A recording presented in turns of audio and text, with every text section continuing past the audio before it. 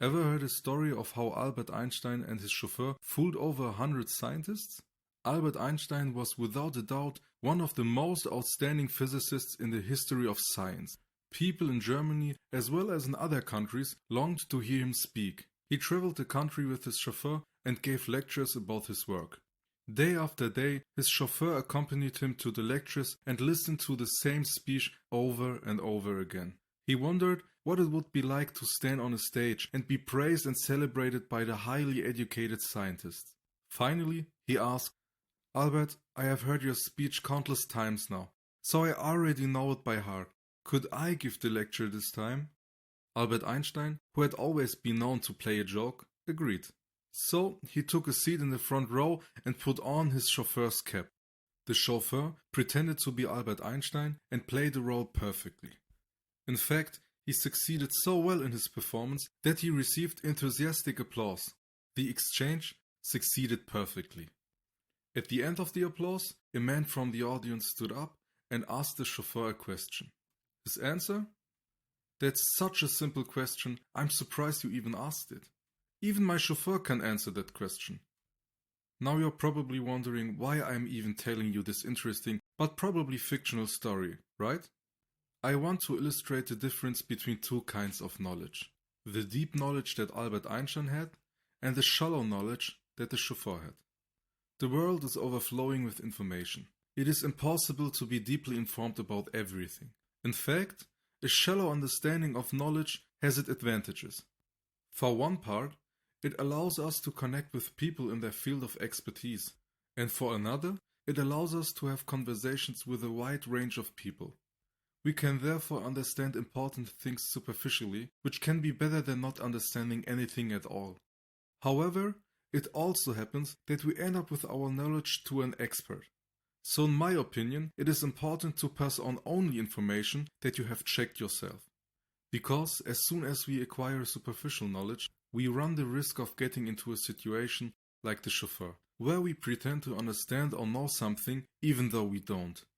Or worse, we act on misinformation or misunderstanding and risk receiving resulting harm. An appropriate quote comes from Richard Feynman. The first principle is that you must not fool yourself, because you are the person most easily fooled. In order not to make a fool of yourself, you should be a critical thinker on the one hand and be thorough in learning the right information on the other. One of the best ways to gain a deeper understanding of a subject area is to use the Feynman Technique. It consists of 4 simple steps. Step 1. Explain the topic to an audience member who is unfamiliar with the subject. Make sure that you meet him at his level of understanding, explaining the topic in the simplest form of expression so that anyone could understand it. Step 2. Find out where you still have gaps in your own understanding, or you still have points open where you feel you could not explain them in simple terms. Step 3.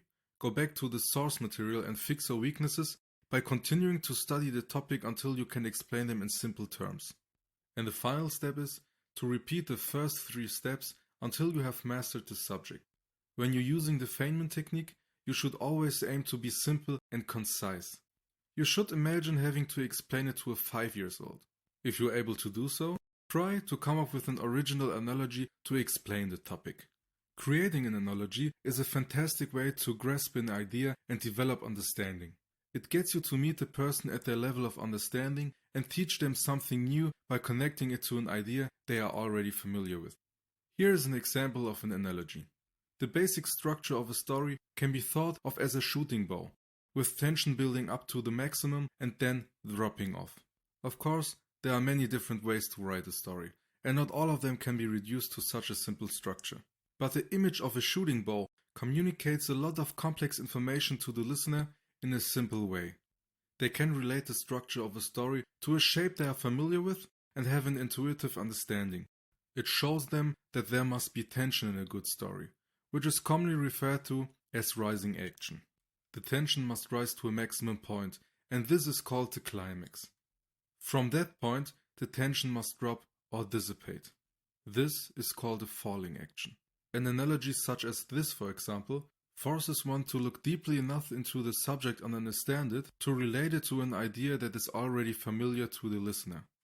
As Albert Einstein once said, any intelligent fool can make things bigger and more complex. It takes a bit of genius and lots of courage to move in the opposite direction. So when should we use the Feynman technique? I would say, as soon as you want to make a life-changing decision, or when we are working on our own area of expertise. So if you want to be a story writer, then you should use this technique whenever you start writing, because then you can concisely improve yourself. And if you are an engineer, then you should use this technique when you are studying or working on a new technical project. The tremendous advantages of the Feynman techniques are that it helps you develop a real understanding of what is being learned. It allows you to make informed and intelligent decisions. It makes applying your knowledge to real-world problems much easier. It improves your ability to learn, and your ability to think critical about the subject is enhanced. The only trade-off is time and effort. Even then, the time you invest up front will be more than repaid later. This technique was named after Richard Feynman, a Nobel Prize-winning physicist. In his biography of Richard Feynman, James Clegg said that Richard had created a journal for the things he didn't know about. His discipline and questioning of his own understanding made him a genius and a brilliant scientist. And now that you know his secret, I look forward to you stepping into your own greatness. If you enjoyed this video, give this video a thumbs up and subscribe to this channel and activate the bell to not miss any new videos.